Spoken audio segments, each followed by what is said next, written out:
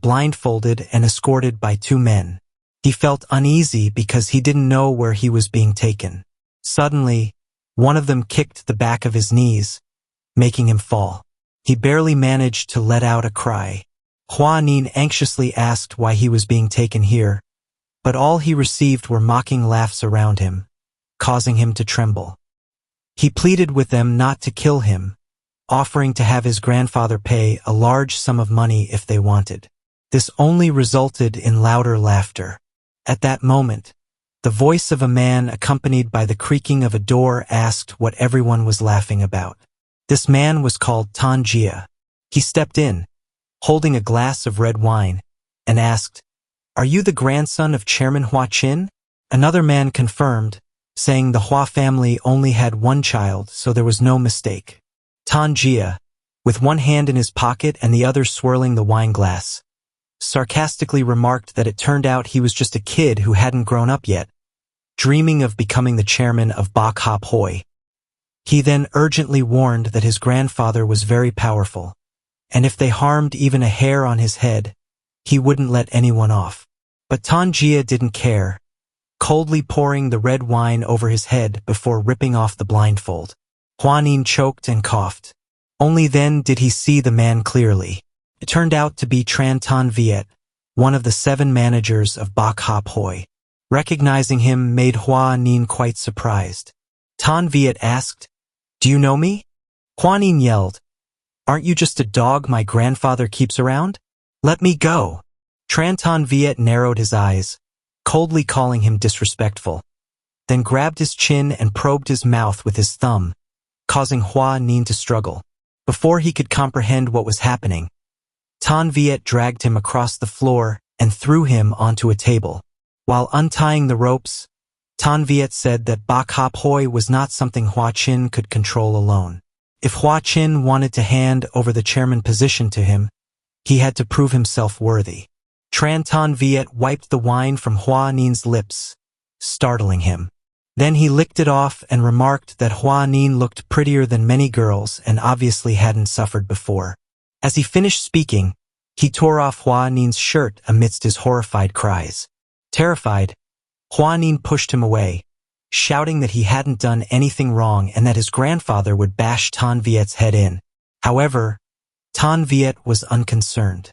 He warned that if Hua Nin didn't want to die, he should stay still because he had no patience. Hua Nin, scared, began to cry, begging him not to be rough because of his weak health.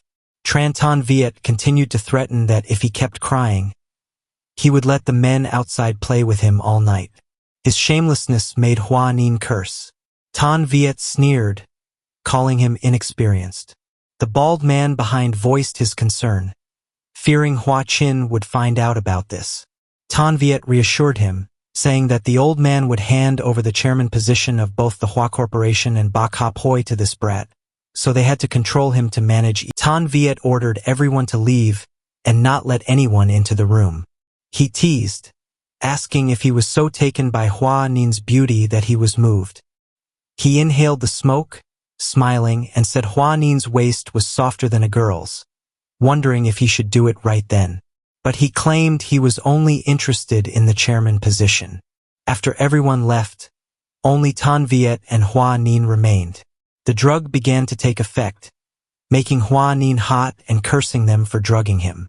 Tan Viet approached, stripped him completely, and used his phone to film him, and slowly pushed the phone down.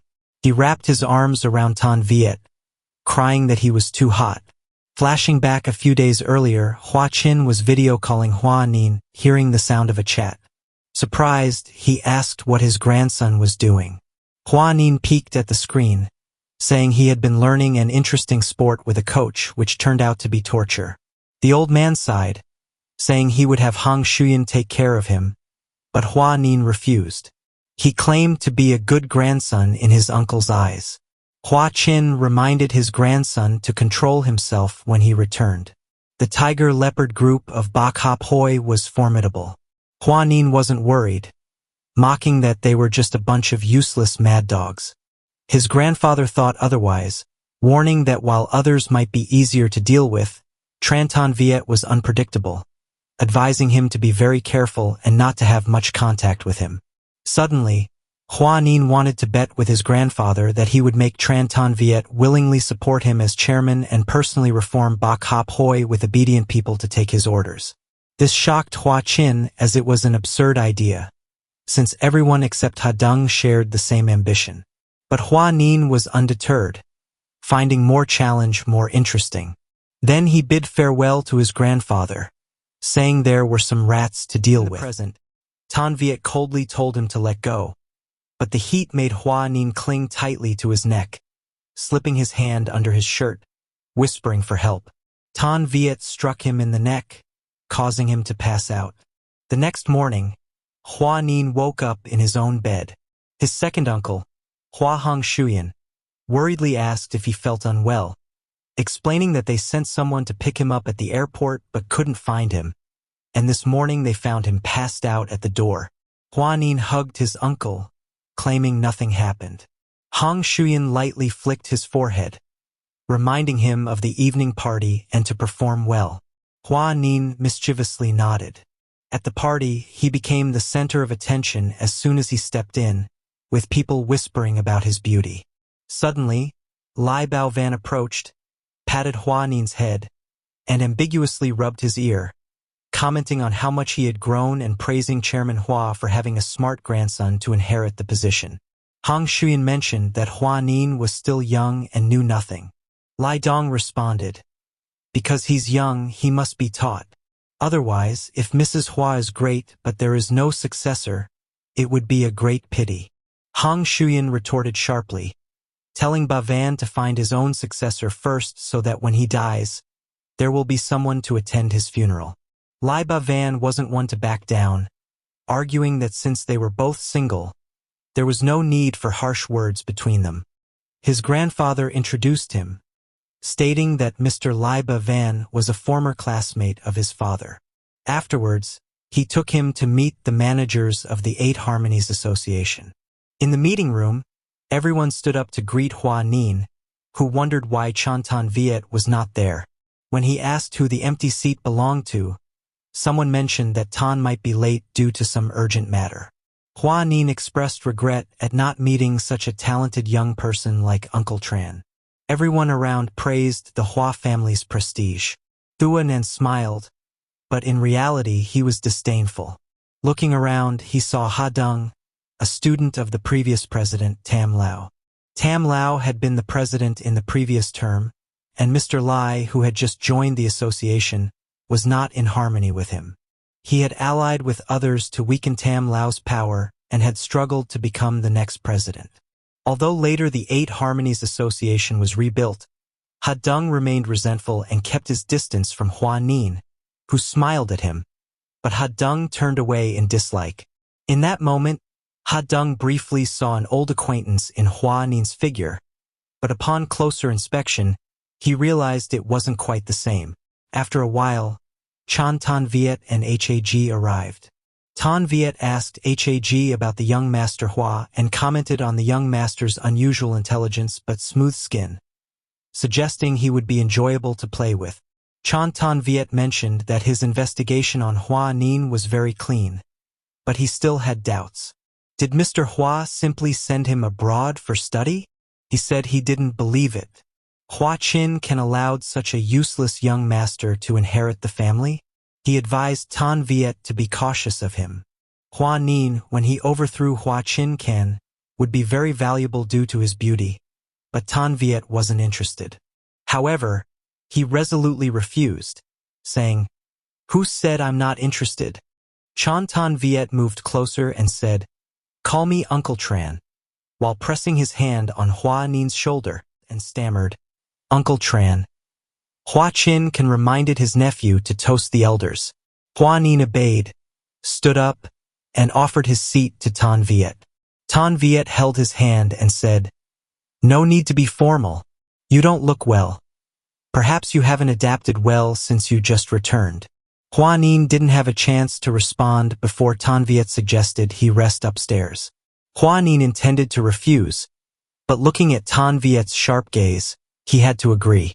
As soon as they reached the room, Ton Viet threw off his coat, frowned and said, I clearly warned you last time. You should act like we don't know each other in future meetings. Hua Nin softly asked, What do you want? Haven't I done what you wanted? He trembled, clenching his fists, and continued, I really didn't tell my grandfather. Tan Viet touched his face and said, Your acting is terrible. You almost made my grandfather suspicious the moment I saw you. Suddenly, Tan Viet grabbed his head and pushed him to the floor. Hua Nin lay on the ground and asked, I followed your instructions. Why are you angry with me? Tan Viet took a cigarette and told him to light it. Hua Nin reached for the lighter on the table, planning to stand up and get it, but was yelled at, Did I tell you to stand up? Ignoring him, Hua Nin took the lighter and muttered curses under his breath. Afterward, he changed his expression and said, Don't be unreasonable. Everyone is still upstairs. Tan Viet suddenly pulled out a photo and described Hua Nin's beautiful but weak and sickly appearance. Unfortunately, the photo showed clothes to threaten him. Hua Nin immediately grabbed the photo but struggled to get it back and eventually had to comply with Tan Viet's demands. Uncle Tran, could you please bend down a bit? Hua Nin knelt to light the cigarette for Tan Viet. Tan Viet looked at his beautiful eyes and complimented him, saying, You have lovely eyes. Hua Nin playfully asked, Is it just the eyes that are beautiful? Tan Viet unabashedly responded, Your whole body is beautiful. Hua Nin pulled away, wanting to share a secret, but while Tan Viet was distracted, he snatched the photo and tore it up. Tan Viet continued to smoke calmly, saying that he was still far from finished with Hua Nin. He teased, I'll see you often in the future, young Master Hua, in disheveled clothes, angrily shouted, You bastard! Tan Viet, very satisfied, mocked him, enjoying seeing him angry yet still begging for his mercy. Hua Nin immediately ran to the bathroom to rinse his mouth, inwardly cursing Tan Viet. He thought, Just wait. Sooner or later, I'll make you pay. After a while at the party, he complained to Uncle Hai that he had socialized for over an hour and couldn't smile anymore, asking him to let him go. However, Uncle Hai scolded him, calling him lazy and accusing him of only knowing how to play while abroad. He advised Hua Nin to mature. The influential figures of the capital were all there, and he needed to learn to make connections. Hua Nin, annoyed, replied, This is too troublesome. Maybe I should just play until I die. Just then, the mayor's wife stepped in to speak up for him, saying that he was still a child and shouldn't be too harshly judged. Hua Nin immediately chimed in, It's been a while, Auntie. This beautiful lady also said you're too harsh. Uncle Hai, furious, pinched his cheek and said, Who's the mayor's wife? The mayor's wife then gently patted Hua Nin's cheek and said he resembled someone she knew, asking who he was. Hua Nin asked, Who do I resemble? She mentioned an old friend named Tam Nam Fong, and his uncle immediately stepped in front of the lady, asking her to speak carefully. She apologized for the offense and left. Hua Nin curiously asked Uncle Hai who Tam Nam Fong was. Uncle Hai sighed and said, Your parents were harmed to death by the Tam family. Hearing this, Hua Nin was silent for a moment, then hugged Uncle Hai and said, Don't be sad. I'll be good and listen to you and Grandpa from now on. The day of arriving at the company, as soon as he got out of the car, there was already someone waiting. He introduced himself as Tu Bin, and from now on he would protect him according to his grandfather's arrangement. Although it was the first time they had met, Xiang Ran was not polite at all and handed his bag to Brother Chin and asked him to lead him to the meeting room. Sitting in the meeting room, everyone talked continuously, while Su Ran just sat there listening boredly, then yawned nonsensically. After school, as soon as he stepped out of the room, he saw Tu Bin waiting outside. He said that there would be no danger in the company, so he didn't need to wait like that. However, Tu Bin stiffly said, This is my responsibility. I have to do it. Xiang Yun seemed uncomfortable, frowned, then deliberately walked really fast to lose Tu Bin. He immediately chased after him, but he was blocked by him by slamming the door outside the bathroom. He muttered, You're a psychopath. As if someone was going to assassinate me? If Tran Viet had come here too, he would still naturally use the bathroom. Hua State looked at him. The aesthetic just went out and met a dog. Damn it. He immediately turned around and ran away. Tran Viet immediately grabbed his hand and hugged him, one hand holding him tightly, the other hand pinching his chin, saying, "What are you running for?" "I'm not a ghost." I was startled and shouted loudly, "I haven't washed my hands yet." Tran Viet quickly used his hand to block his mouth and lowered his voice a bit. Did he want people outside to hear? Suddenly, his tears spread and he raised his hand to his. Tran Viet was a bit surprised, then whispered into his ear, "Tonight after work, hurry home. I have something to look for you." Hong Nu Nan. The opportunity slipped out of his hands and he quickly ran away, not forgetting to scold. "Wanna kiss me? Don't even dream about it." He looked at him and the pampering smile just now was happy because he escaped from that old pervert. Then someone shamelessly appeared. Tran Viet pretended to be innocent and said, "What a coincidence, young master. We met again. Damn it. Today is really unlucky." He cursed under his breath. Just as the elevator opened, he changed, his expression cheerful. "Please Uncle Tran go in first." While the elevator was crowded, Tran Viet took advantage of the opportunity to caress the other's back, but turned around and whispered, "Uncle, what are you doing?" He continued to slide his hand down near his waist, then pretended to ask, "Has Thew gotten used to the company yet?" "Very good. Everyone is very kind," he replied. Tran Viet immediately picked up the phone. "Is that so? I hadn't finished speaking just now, you ran away. Maybe I didn't hear." Hua Nin replied with a forced smile. The elevator went to the 10th floor. He leaned close to his ear and whispered, "Let's go to the IT bar with me. I have a few things to tell you." He appeared embarrassed. "He didn't allow me to go to those places. While I'm willing to negotiate, you better be reasonable," he threatened. Speaking of the 11th floor, the elevator door opened. Tran Viet took the opportunity to kiss him on the cheek, whispering, "I'll wait for you in the garage later, you bastard," he naturally shouted. While he was still shameless and indifferent, sat next to him and advised him not to drink anymore. He had already drunk too much. Just when Tan Viet had a phone call, he took his glass of wine and said he was going out to answer the phone. After walking a few steps, a young man came to the village. While Hua Nin was talking on the phone, his eyes were fixed on him. He told the other person that this place was too good, and that they could talk later. Sure enough, this flower attracted many butterflies. He raised his glass of wine and drank it all. The other young man said he had noticed him for a long time, and now he wanted to invite him to dance with him.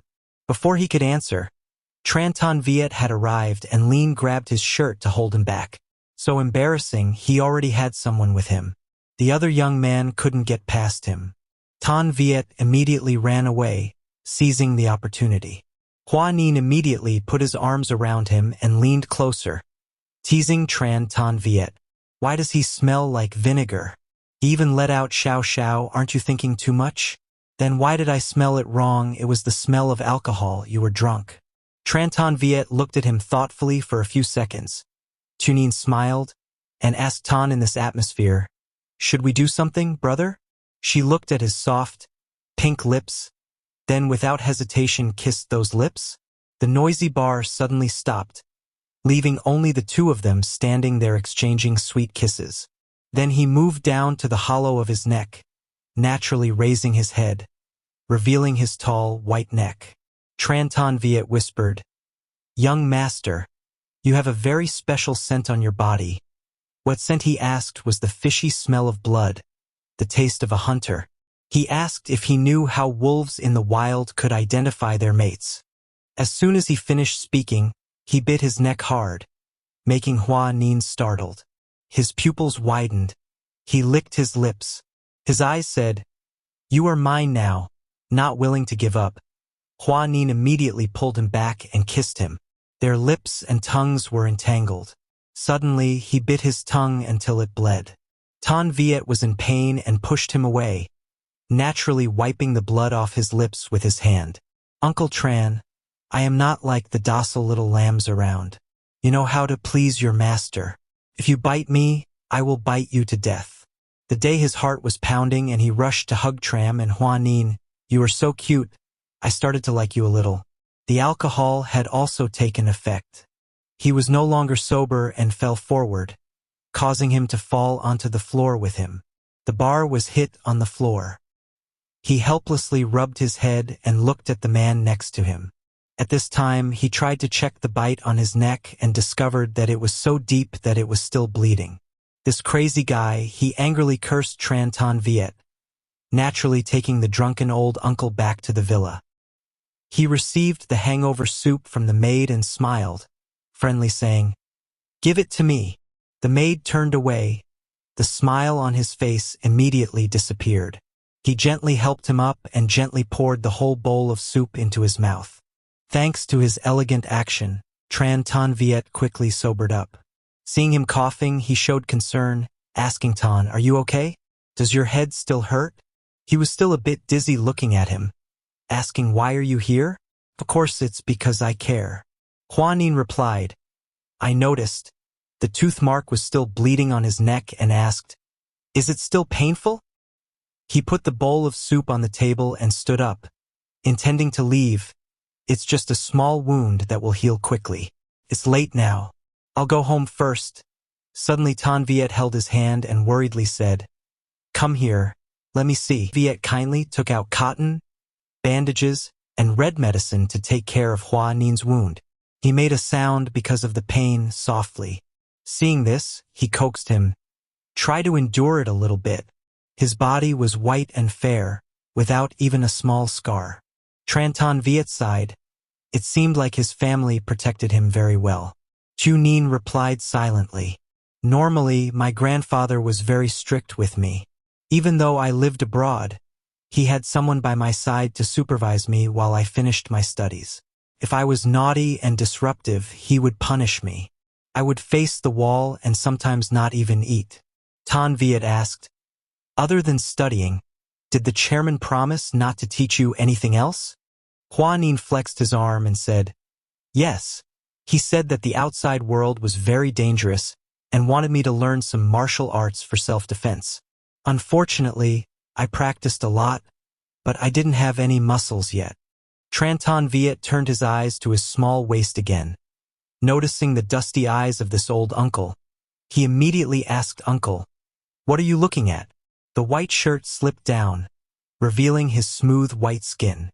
Tran Ton Viet immediately threw the jacket in his face and turned to leave. "I'm tired. Get dressed and go home." After he left, Hua Nin smiled mysteriously. Ton Viet was taking a shower, suddenly heard the sound of the door opening. Hua Nin was lurking outside. He coldly asked again what else. He very naturally stuck his head in, said Tuban said I was busy and couldn't come pick me up. "Can I stay at your house for the night?" Ton Viet was silent for a moment, then reached out to take the towel. He asked again what else. He coquettishly replied, "Can't sleep together? I slept very well. I don't snore, so it's hard to pass the handsome man test."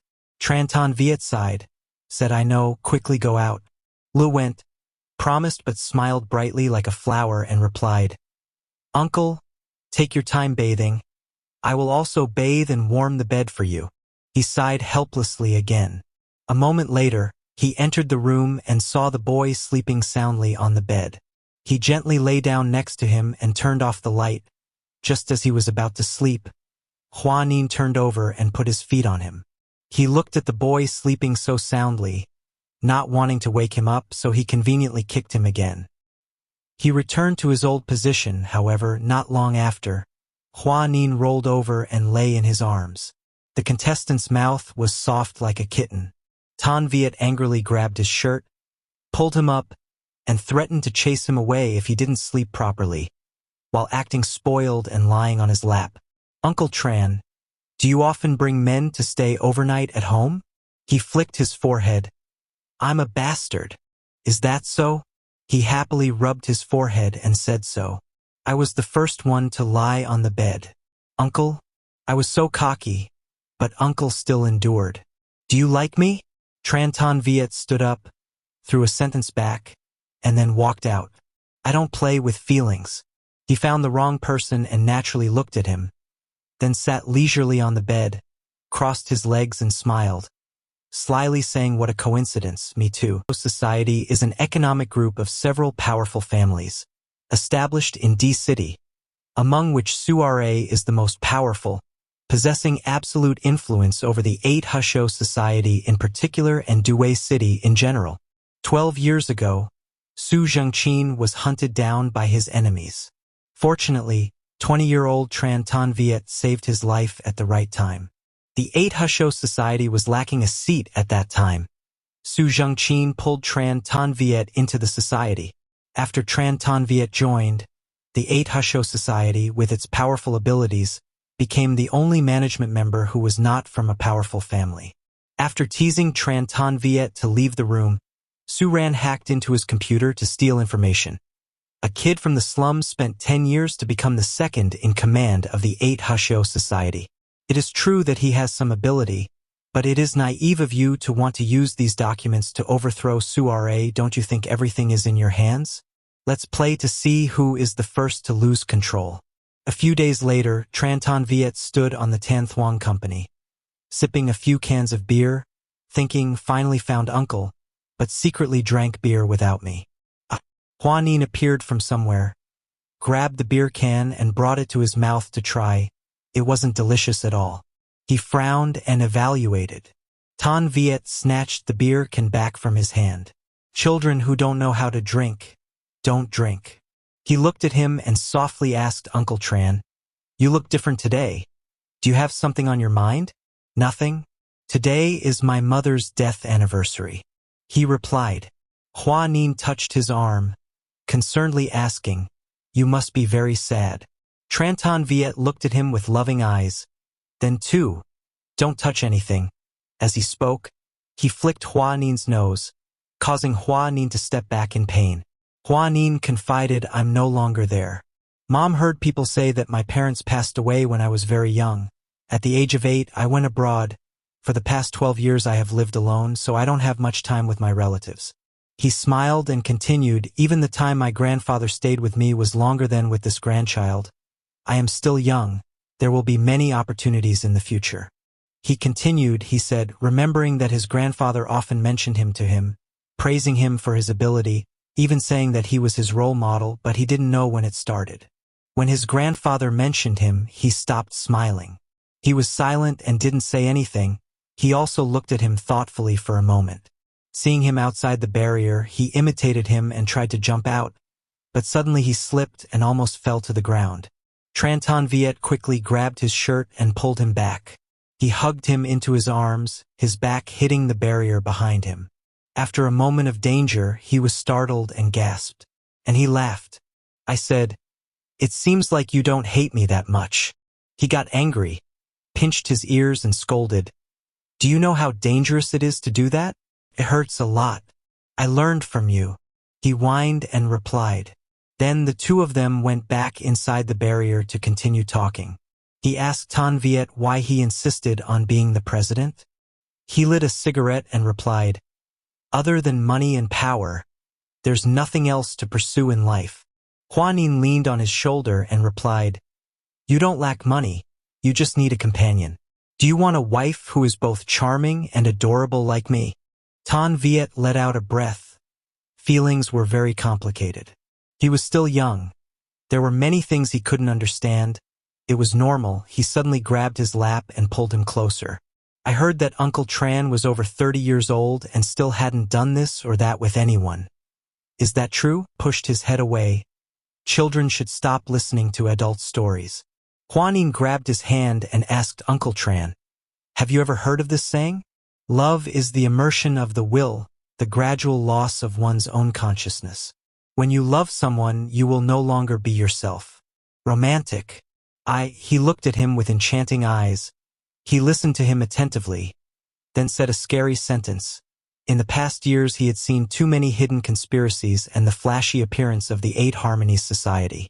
To him, power was the best thing and love was just a burden, but Hua Nin was completely the opposite. Love was not scary. Suppose in the future I like someone, even if I have to rush into a sea of fire, I will be willing. No matter what the final result is, as long as I have given my all, I will not regret it. Tran Ton Viet smiled faintly. A mind full of love has no future. When you experience more, you will no longer think like that. Su Ran said silently, "That's right. My mind is full of love. Since I was little, I grew up with my family's strictness and respect, so I'm willing to love others sincerely." He sighed again. "My dear young master, this world isn't as good as you think, but it's not that bad either." He glanced at him and continued, "Although our positions were different before, and we weren't very happy, I'm very happy to get to know you." Even though he was so sincere, Tran Ton Viet only silently looked at his hand.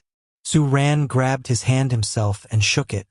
Being silent was considered an agreement. Haha. Looking at his adorable appearance, he also smiled politely. Su Ran wanted him to tell more about his mother. He pondered for a moment, then said that he was born in a poor small town.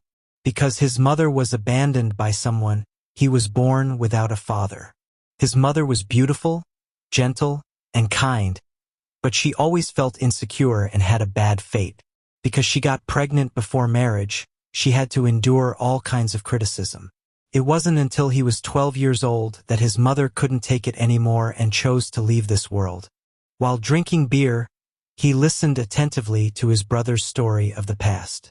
Then he hugged Tran Ton Viet and comforted Uncle Tran, saying, "If you feel sad, just cry. I'll lend you my shoulder to lean on." Of course, he mercilessly used all his strength to push this clinging octopus away from him. Not giving up, Hua Nin continued to show his sincerity. "I understand how sad it is to not have loving parents, so I will pity you for them. We are friends." Hua Nan transformed into a drunken kitten and continued to cling to Tran Ton Viet. He said that he had actually met him a long time ago. That year he made a living in the underground city. He saw his uncle invited many rich merchants to celebrate his birthday. He was probably 67 years old at that time. Nin looked like the innocent little prince in the fairy tale about the star Hua Qin, who needed to be assassinated to protect Hua Nin, so he sent him abroad. Not long after he left, Tran Ton Viet joined the Eight Harmonies Association. So the day he returned home was the second time they met.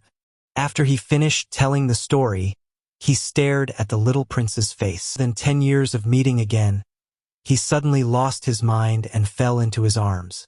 Tran Ton Viet carried Hua Nin into the car, looking at his disheveled appearance. He felt that drinking that kind of beer could still build it. He was really a kid. Then he stroked his hair and admired his white, soft beauty like this. If he got drunk at the bar one day, he might be eaten to the bone. I hope the Hua family takes good care of him.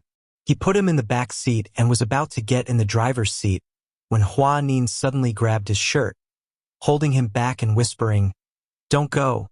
Don't leave me alone. My head hurt a lot." He was worried that he might have caught a cold from being in the wind on the rooftop for too long. Meanwhile, he pressed his hand against his face, using his red face to seductively say, "Maybe I'll kiss a car." Realizing he was fooled by him, "Mr. Hugh, luckily you're acting with me? I'm telling the truth." Hua Ran quickly grabbed the hem and pulled his whole body into the car.